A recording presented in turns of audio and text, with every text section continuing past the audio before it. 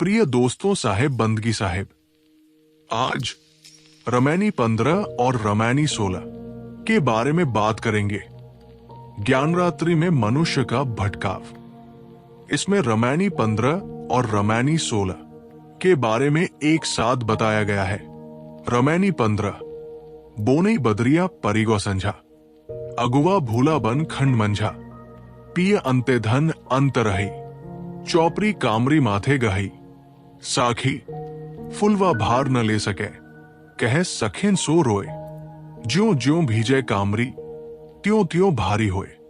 रमैनी 16, चलत चलत अति चरण पिराना, हारी परे तहा अति रिसयाना, गण गंधर्व मुनि अंत न पाया, हरि अलोप जग धंधे लाया, गहनी बंधन बाण न सूझा, थाकी परे तहा किछु न बुझा, भूली परे जिय अधिक डेराई, रजनी अंधकूप हो आई, माया मोह उहा भरपूरी, दादुर दामिनी पवन अपूरी, बरसे तपे अखंडित धारा, रैन भयावन कछु न धारा, साखी सबे लोग जहड़ाइया, अंधा सबे भुलान, कहा कोई ना माने, सब एके माहिन समान। रूपक, बहुत से नरनारी सौदा लेन देन के लिए किसी दूर दराज बाजार चले। कुछ दूर चलने पर उन्होंने देखा कि घनघोर बादल झुक आए हैं तथा रिमझिम बारिश शुरू हो गई है और चारों ओर संध्या बेला का दृश्य उपस्थित हो गया है। रास्ते में विराट जंगल है, इसलिए अंधियारी घनी हो गई है। उस भीड़ के पथ प्रदर्शक लोग स्वयं रास्ता भूल गए। उस भीड़ में कंबल का व्यापार करने वाली नारियां भी हैं। उनके साथ उनके पति नहीं है, इसलिए वे ज्यादा भयभीत हो गई है। उन्होंने कंबल के गड्ढे सिर पर ले रखे हैं। उनमें एक फुलवा नाम की स्त्री है। वो अधिक सुकुमारी होने से सिर पर रखे हुए कंबलों के गड्ढे को नहीं संभाल पा रही है और रोकर सखियों से अपनी व्यथा कहती है। ज्यों ज्यों कंबल भीगते हैं, त्यों त्यों उनका वजन बढ़ता जाता है। चलते चलते उनके पैर बहुत दुख गए हैं। बड़े बड़े लोग भी थक गए हैं। उनमें गंधर्वगण, नचय्यग्वये भी है और मुनि मननशील समझदार भी है। वे भी जंगल का छोर नहीं पा रहे हैं। वर्षा पानी से जंगल के पथ खो गए हैं। सब उनकी खोज में लगे हैं। सबके लिए ये गहन बंधन हो गया।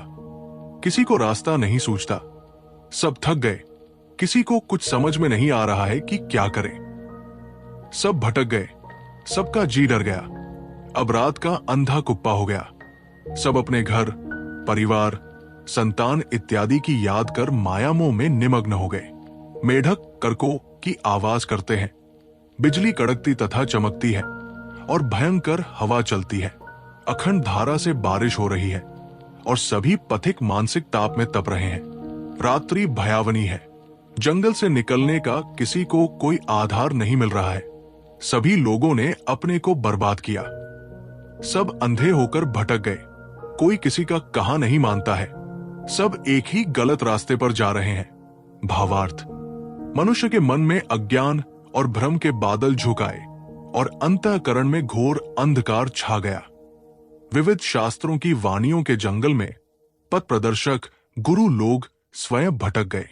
जीव अज्ञानवश परमात्मा को अपने से अलग मानकर जीवन पर्यंत उसे खोजता रहा और बाल, कुमार, युवा एवं वृद्धचार अवस्था वाले शरीर रूपी कंबल अथवा अज्ञान एवं विषयासक्ति से बोझल चतुष्टय अंतःकरण रूपी कंबल के बोझ को धोता रहा। जब शरीर में बुढ़ापा आ घेरता है और अंग जर्जर हो जाते हैं, तब फूल का भी भार लेना कठिन हो जाता है। ऐसी अवस्था में मनुष्य परस्पर मित्रों से रोकर कहता है कि जैसे जैसे कंबल भीगता है, वैसे वैसे वो भारी होता है। अर्थात जैसे जैसे काया निर्बल होती है, वैसे वैसे वो असमर्थ होती है। परमात्मा को आत्मा से अलग मानकर उसकी खोज में लोग थक जाते हैं और बड़े बड़े ज्ञानी मुनि भी हताश होकर बैठ जाते हैं। गंधर्वगण, मुनिगण आदि भी उसका भेद नहीं जान सके। उसे अपने से दूर और गायब समझकर उसकी खोज के धंधे में पड़े हैं। अपना गंतव्य अपने से अलग मानना ही कठिन बंधन या बंधन ग्रहण करना है। ऐसे लोगों को अपना लक्ष्य नहीं सूझता। ईश्वर के विषय में लोग हार मानकर किंकर्तव्य विमूढ़ हो जाते हैं। नाना मतों के शास्त्रों की वाणियों में लोग भटक गए और गुरुओं की इस घोषणा से अत्यंत भयभीत हो गए कि यदि शास्त्रों की वाणियों में शंका एवं विचार करोगे तो नास्तिक हो जाओगे। इस तरह लोगों की अज्ञान रात घनी हो गई। भ्रांति और मूढ़ता से हृदय पूर्ण हो रहा है। वर्षाती मेढकों की टरटराहट के समान नाना मतवादों की बकबक हो रही है। नाना मतों के वाक्यजाल की चमक दमक में लोग चौंधिया रहे हैं और कल्पनाओं एवं वाणियों की प्रचंड झंझा लोगों को झकझोर रही है।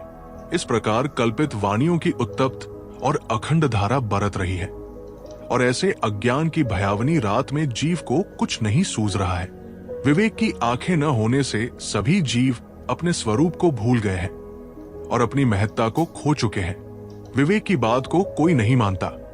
सब अंधे अंधा ठेलिया की तरह एक ही भ्रांति में डूब रहे हैं। व्याख्या: सद्गुरु ने यहाँ बादल, वर्षा, बिजली, तूफान, अंधकार, रास्ता, जंगल, बटोही आदि का बड़ा मनोहर चित्र खींचा है। जैसे बादल आने से अंधकार छा जाता है, वैसे अज्ञान से हृदय विमोहित हो जाता है। अपने लक्ष्य को अलग खोजना ही अज्ञान है। पांचों विषय जीव से अलग है। आत्म जीव का लक्ष्य विषय नहीं है। इसी प्रकार यदि शिव की कल्पना जीव से अलग है तो वो भी विषय ही है। लोगों ने जीव को पत्नी तथा उससे पृथक परमात्मा की कल्पना कर उसे पति मान रखा है। इस भावना में बड़े बड़े पथ प्रदर्शक भटके हुए हैं। ऐसे लोगों को लक्ष्य रखकर कबीर देव उन पर व्यंग्य करते हुए कहते हैं, पिय अंते धन अंत रहित पति अलग है और पत्नी अलग, फिर कैसे तृप्ति होगी। आत्मा से पृथक परमात्मा खोजना बहुत बड़ा मानसिक भ्रम है। चौपरी कामरी माथे गही चार परत का कंबल क्या है? वस्तुतः बाल, कुमार, युवा और वृद्ध इन चार अवस्थाओं वाला शरीर ही चार परत का कंबल है, जो निरंतर क्षीण एवं अशक्त होता है। अथवा मन, बुद्धि, चित्त तथा अहंकार का चौहरा मनोमय विषयासक्ति, मोह एवं भ्रम से जीव के लिए दुखप्रद हो जाता है। भटकते हुए जीव के लिए उसके तन और मन भार स्वरूप ही है। नाना प्रकार के कल्पित कर्मोपासनाओं के भ्रम में लोग भटकते हैं। ईश्वर को अपने से कहीं दूर सातवें आसमान पर या गायब मानते हैं। ऐसे लोग कल्याण की तरफ न चलकर गहन बंधन में उलझ जाते हैं, क्योंकि उन्हें बाण नहीं सूझता, उन्हें लक्ष्य नहीं दिखाई देता। भूली परे जिय अधिक डेराई बहुत महत्वपूर्ण पंक्ति है। लोग अपने स्वरूप को, अपनी गरिमा एवं तत्व को भूल गए। फतवा और व्यवस्था देने वाले पुरोहितों एवं गुरुओं को वाणियों से मनुष्य अधिक भयभीत हो गए। इनकी स्वतंत्र बुद्धि छिन गई। मतवादी थोड़ी थोड़ी बातों में अन्य को नास्तिक, काफिर, बेदीन एवं अपवित्र कहने लगते हैं। अतएव मनुष्य शास्त्रों एवं धर्म ग्रंथों की वाणियों पर विचार नहीं कर पाता। उन्हें आंख मूंद कर मानने की परिपाटी ने मनुष्य को अंधा बना दिया है। जो लोग एक दूसरे की पूंछ पकड़कर चलने वाले हैं, वे स्वतंत्र चिंतन की बात नहीं मानते। इसके परिणाम में उनका अविवेक बढ़ता जाता है। भायुक्तावश एवं धर्माचार्यों के डर से हम शुद्ध तर्क, अन्वेक्षण, चिंतन एवं विचार जितना छोड़ते जा रहे हैं, उतना विवेकहीन एवं अंधे होते जा रहे हैं। जड़ चेतन का भेद, कार्य कारण व्यवस्था की परख, विश्व के शाश्वत नियमों की पहचान और स्वस्वरूप का ज्ञान न होने से लोग धर्म और भगवान के नाम पर मूढ़ बना दिए गए हैं। श्रद्धा और भक्ति का बहुत बड़ा मूल्य है, किंतु विवेक अज्ञान खोकर नहीं। गुरु की वाणी सुनने के लिए चैनल को जरूर सब्सक्राइब करें।